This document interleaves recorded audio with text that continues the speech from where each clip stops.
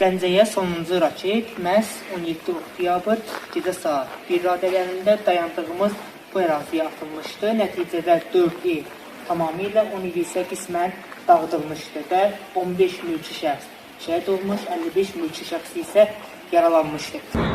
Allah'ım yardım et! Küçücük bir bebek çıktı.